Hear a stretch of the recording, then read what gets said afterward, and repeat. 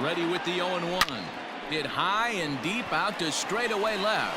Back goes Rosario. Ball game. What is going on, everyone? It's DC3 Johnson here with another MLB franchise mode video, guys. So in this video we're going to be covering a little bit of the what was left of the regular season and then go on to game 1 of the postseason. So without further ado, Pitch wanted to stay back a little bit too long. And he connects with it. This one's hit deep out to left center field. And they have taken the lead.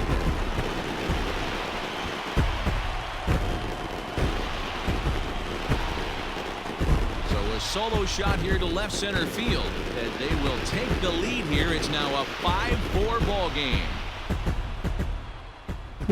Someone I've been really impressed with is Tommy Pham. Actually, he has been very impressive to this squad. So I did want to leave that little highlight about him with doing those homers for us. And so looking at the postseason, guys, so looks like the Phillies were successful in beating the Dodgers in the wild card game. Looks like Kershaw just can't get rid of that postseason hiccup. And the Red Sox win 13-1 against Oakland, which is that's really bad. And I get our home run leader this year with 33 was Manny Machado. We're going to go ahead and play as the pitcher for game 1 against Mr. Zach Wheeler. And so a couple of awards that we got. Tommy Pham gets the Silver Slugger and Tatis Jr. gets the Hank Aaron Award. So productive postseason season for us, guys.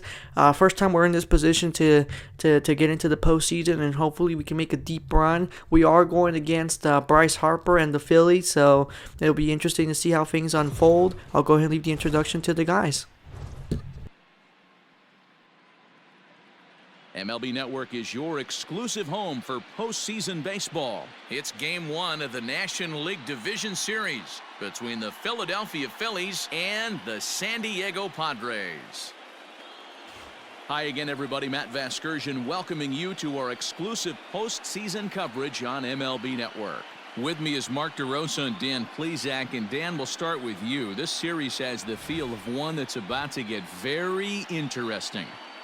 Well, here's a little comparison of these two teams. Looking at it earlier, to me, the story is all about the pitching. Both squads have some good arms, and the team that gets the best outings are probably going to come out on top. The postseason is officially in full swing. Lineups and first pitch coming up next. And guys, as usual, if you have not seen a previous part, I definitely urge you to check it out because it has been a wonderful journey this whole season. We try to conduct it as quickly as possible, so I think it's only a few parts. Just try to condense everything, but still be able to get to know our team and get to know our players and everything as we start the next section or the next chapter of this franchise mode before the launch of MLB 21, of course. So I'm hoping we can knock out this postseason very quickly, just so that way we can do at least one more season before the release of the new game. And of course, if you're new to the channel, I definitely urge you to check out other videos. And if you like what you see, don't forget to hit the subscribe button. And so without further ado, guys, looks like we're gonna get Mr. Alec here. He'll be the first victim, I should say, as it's a pop-up, gonna be an easy out for us. Just gonna like tackle this guy down, just push him out of the way, be like, hey, thanks for coming to San Diego, bud, I appreciate it. And without further ado, the man of the hour, the franchise, 40 home runs. I'm just looking at those stats and I'm super amazed. I'm like, oh my god. Bryce Harper, it's just absolutely fantastic, especially his contract. That's actually one of the things that got me back into baseball, because personally I've been more of a casual fan. I'm not gonna lie, baseball is one of those sports that I've kind of I zone in and I zone out. I have my moments where I'm watching a lot and moments where I'm not, as we strike out Bryce Harper to the amazement of the San Diego fans here.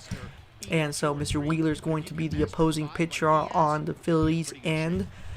But one of the things I was very that got me into it, because personally, on a personal side, I actually got to see the Dodgers in the 2020, no, not the 2020, sorry, the 2018 postseason where they made it to the World Series against the Red Sox. So I got to see the championship series, which was against the Brewers, and I actually got to see Manny Machado in person and all that.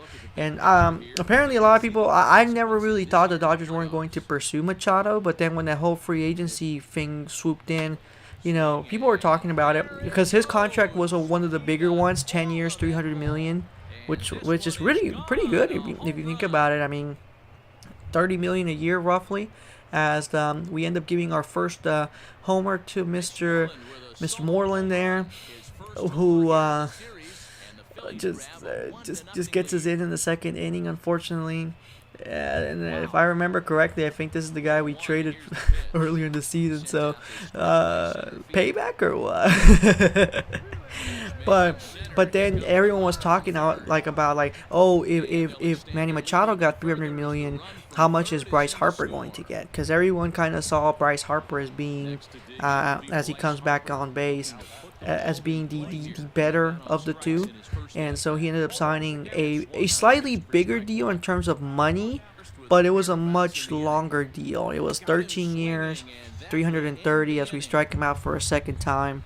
So it was one of those contracts that on paper it looked good in terms of money, but it was just like overall Machado probably got the better contract because 10 years, roughly earning $30 million.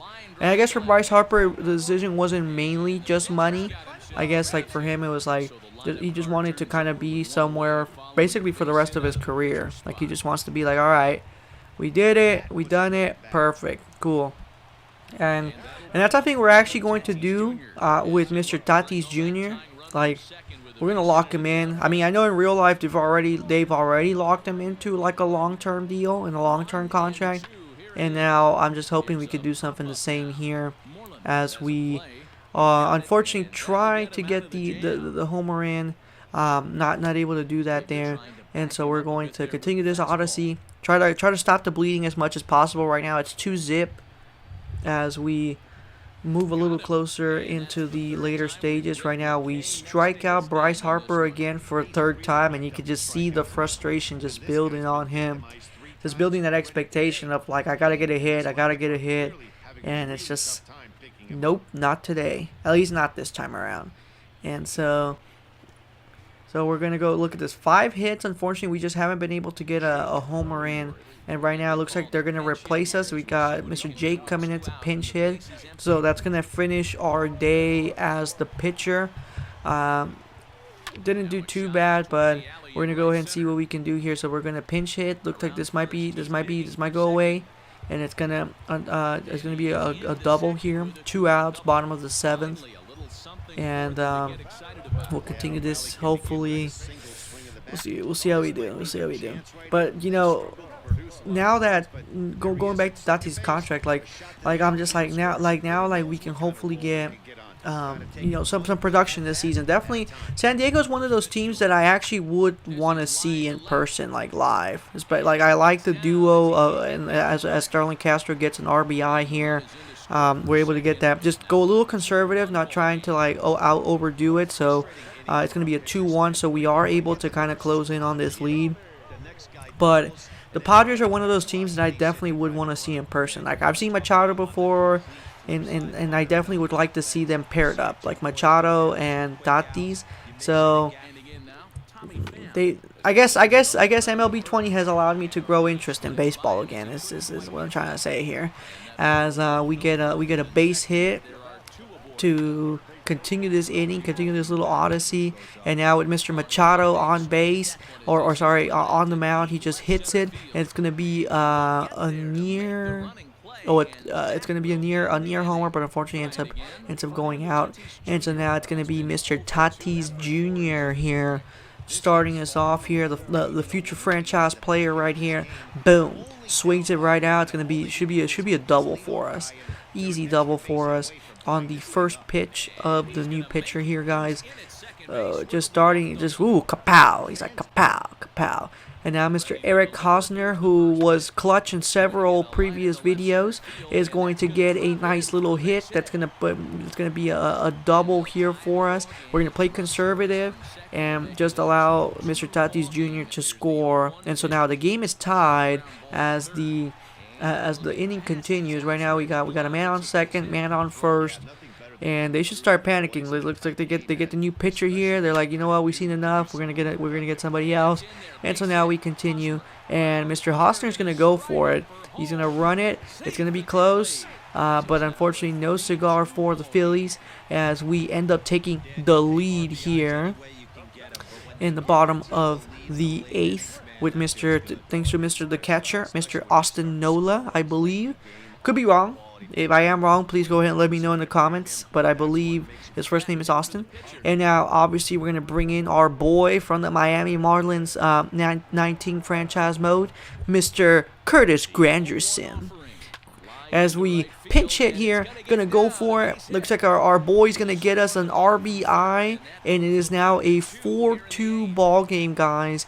Granderson comes through for us as we are just running away with this here, giving the Padre fans a show here, and it's just amazing here. And now that's definitely gonna wrap up the game here. Unfortunately, we don't end up getting another hit after that, but it's all good. Now we just gotta close out, as here is the first opportunity to get the season lead here.